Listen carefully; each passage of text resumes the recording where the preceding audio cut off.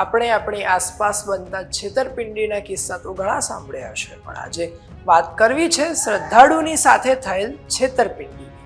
મહાકુંભમાં લોકો સ્નાન કરવા માટે જઈ રહ્યા છે, તેવામાં મોડાસાના અમુક લોકો જે મહાકુંભમાં જવા ઈચ્છતા હતા અને તેમને પટેલ ટૂર્સ એન્ડ ટ્રાવેલ્સ જે યાત્રાળુઓને મહાકુંભ લઈ જવાની હતી, તેમને ઓનલાઈન પેમેન્ટ પણ પટેલ ટૂર્સ એન્ડ ટ્રાવેલ્સને કરી દીધું હતું, પણ તેમને ક્યાંક ખ્યાલ નહીં હોય કે તેમને છેતરવાનો કારસો ઘડવામાં આવી રહ્યો છે.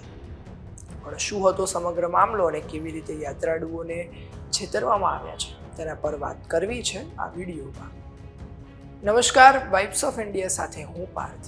હાલમાં મોડાસામાંથી એક સમાચાર સામે આવી રહ્યા છે અને જાણવા મળ્યું છે કે પટેલ ટૂર્સ એન્ડ ટ્રાવેલ્સ આજથી થોડા સમય પહેલા મહાકુંભ અને બીજા અમુક ધાર્મિક સ્થળોની ટૂરની જાહેરાત સોશિયલ મીડિયા પર કરી હતી ને જે શ્રદ્ધાળુને જોડાવવું હોય તેના માટે વ્યક્તિ દીઠ ₹7,999 નક્કી કર્યા હતા. માહિતી અનુસાર તેમાં લગભગ 90 શ્રદ્ધાળુઓ એ રકમ ચૂકવી હતી, પણ જાહેરાતમાં જે સમય આપ્યો હતો તે સમયે બધા શ્રદ્ધાળુઓ નક્કી કરેલ જગ્યાએ પહોંચ્યા, પણ ત્યાં કોઈ હતું નહીં અને તેમને પટેલ ટ્રાવેલ્સનો સંપર્ક કર્યો, પણ કોઈ શ્રદ્ધાળુના ફોન ઉપાડતું નહોતું. શ્રદ્ધાળુઓએ ઘણા પ્રયત્નો કર્યા, પણ ટ્રાવેલરનો સંપર્ક ન થઈ શક્યો અને તેમની તરફથી કોઈ સંતોષકારક જવાબ પણ નહોતો મળ્યો, જેથી કંટાળીને શ્રદ્ધાળુઓ પોલીસ સ્ટેશન પહોંચ્યા અને પટેલ ટૂર્સ એન્ડ ટ્રાવેલ્સ સામે ફરિયાદ નોંધાવી.